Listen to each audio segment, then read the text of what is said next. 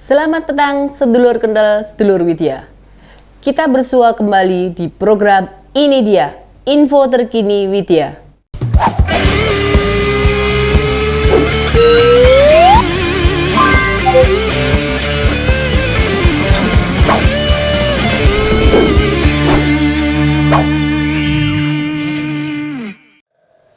Sekali lagi, meskipun kita kalah di WTO, kalah kita urusan nikel ini kita digugat oleh Uni Eropa, dibawa ke WTO kita kalah. Nggak apa-apa, kalah saya sampaikan ke Menteri, banding. Nanti babak yang kedua, hilirisasi lagi, terus saya sampaikan kepada Menteri, terus, Pak ini apakah? Terus. Tidak boleh berhenti, tidak hanya berhenti di nikel, tapi terus. Meski kita hidup di zaman modern, jangan dikira penjajahan sudah tidak ada. Kalau mau jeli, penjajahan dari Eropa sebenarnya masih terjadi. Jika sebelum kemerdekaan banyak kekayaan diambil dari negara kita, berupa rempah-rempah, sekarang ini hasil sumber daya alam kita dirampas oleh negara-negara barat. Bisa dibilang VOC zaman Hindia Belanda dulu masih bebas berkeliaran. Kita tidak mudah menangkap, melawan, bahkan memusuhi mereka. Sebab penampilan mereka ya seperti kita. VOC zaman kekinian itu bentuknya mentalitas. Jadi sudah tidak bermata biru, rambut pirang, kulit bule, berbahasa Inggris atau Belanda, dan kemana-mana menenteng senjata. VOC zaman sekarang ya benar-benar warga Indonesia, tetapi mentalitasnya selalu menguntungkan negara barat. Hingga awal Presiden Jokowi menjabat, merebut kembali kekayaan alam itu tidak mudah, karena mereka mencoba mempengaruhi masyarakat kita. Strateginya sama saja dengan divide et impera, alias politik adu domba. Sadar atau tidak, banyaknya demo-demo dengan topik tidak jelas itu untuk mengadu domba kita, sesama anak bangsa, agar kita lalai, supaya kita abai, demi kepentingan negara Eropa yang tidak terganggu. Untuk merampas, membawa, mengangkut kekayaan alam yang kita masih mentah, diolah di luar, lalu dijual lagi ke Indonesia. Jangan dikira para politis, elit, tokoh di tingkat nasional tidak tahu soal ini. Mereka tahu dan mereka memperoleh keuntungan dengan menjadi proksi atau bahasa mudahnya menerima order untuk turut membuat kegaduhan di tanah air. Agar pemerintah sibuk dengan mengurusi protes-protes masyarakat. Kelompok kepentingan itu juga menyusup, mempengaruhi kebijakan, menyelundupkan dalam pasal, sehingga kekayaan alam bisa aman mereka bawa. Ingat, kasus Papa minta saham Pak Setio Novanto, atau juga munculnya Risa Khalid yang bermain di pusara soal kekayaan alam. Berapa puluh tahun Freeport mau kita rebut, tapi berkali-kali gagal. Dan akhirnya tidak hanya Freeport, tapi juga Blok Mahakam. Serta Rokan kembali ke pangkuan Ibu Pertiwi. Jangan dikira teror, ancaman, gertakan, intimidasi tidak diterima oleh Presiden Jokowi. Beliau berkali-kali dipengaruhi bahwa upaya mengembalikan pengelolaan tambang ke tanah air akan memiliki risiko. Tetapi Pak Jokowi tidak pernah merasa takut, apalagi ciut nyalinya.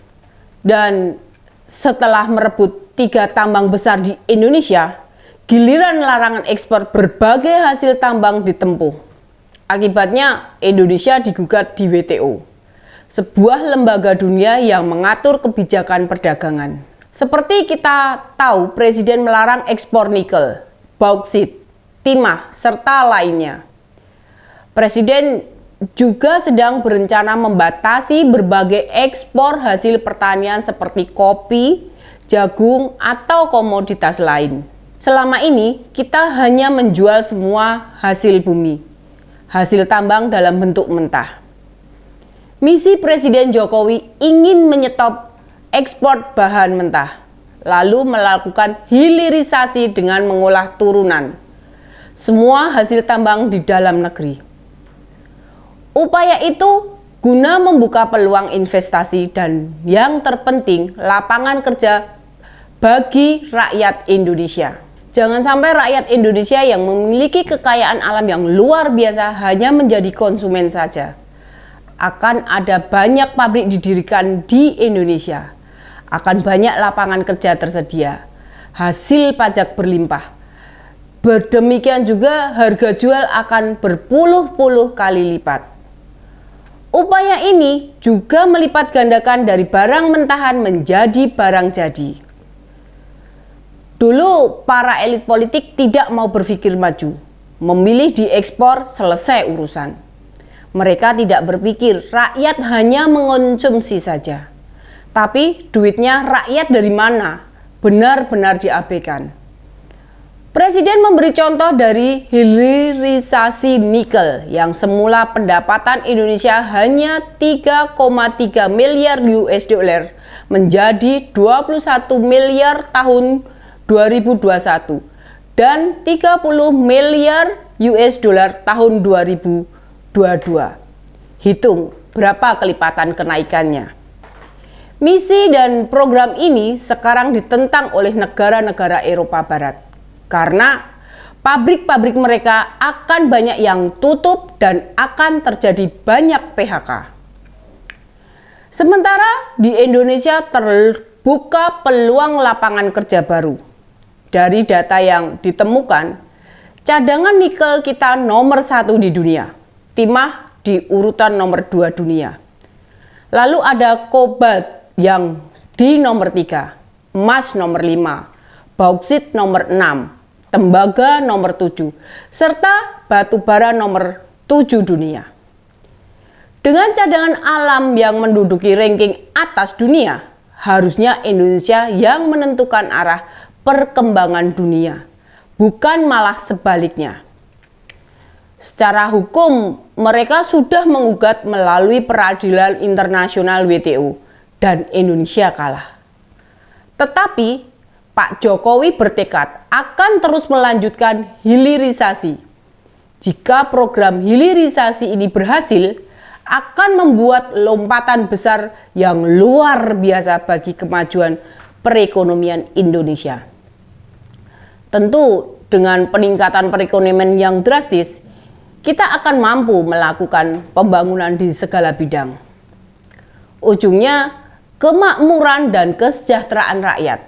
Hal inilah yang ditakutkan oleh negara-negara Eropa. Dari penguasaan produksi dan pasar baterai listrik, Indonesia akan berperan dominan di dunia.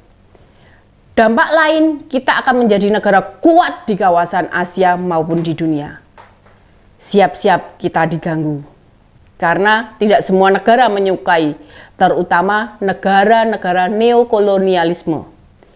Program hilirisasi hasil tambang membutuhkan waktu beberapa tahun.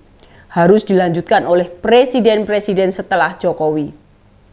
Salah satu upaya yang mungkin dilakukan negara-negara barat adalah secara tidak langsung mempengaruhi agar presiden terpilih tahun 2024 adalah figur yang lunak dan bersahabat dengan mereka.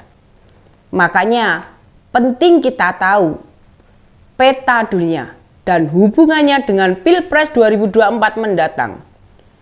Jangan dikira apa yang dilakukan Pak Jokowi sekarang itu mendekati akhir, melainkan baru permulaan awal.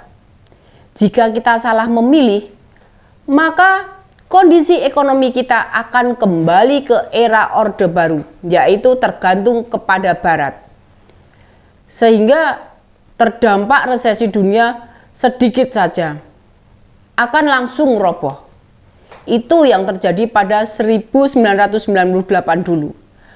Agar program hilirisasi ini tidak dilanjutkan, negara-negara Eropa ingin sosok yang terpilih adalah yang safety player dan berprinsip zero enemy hati-hati, proksi mereka di dalam negeri banyak. Oleh karena itu, kita harus pastikan sosok presiden terpilih ke depan adalah sosok nasionalis, petarung yang berani berjuang membela kepentingan bangsa dan tanah airnya. Selain itu, sudah selesai dengan dirinya sendiri, tidak korup. Makanya kita harus tahu rekam jejaknya dengan clear. Demikian info terkini dari Widya. Sampai ketemu lagi di Ini Dia Info Terkini Widya berikutnya. Salam.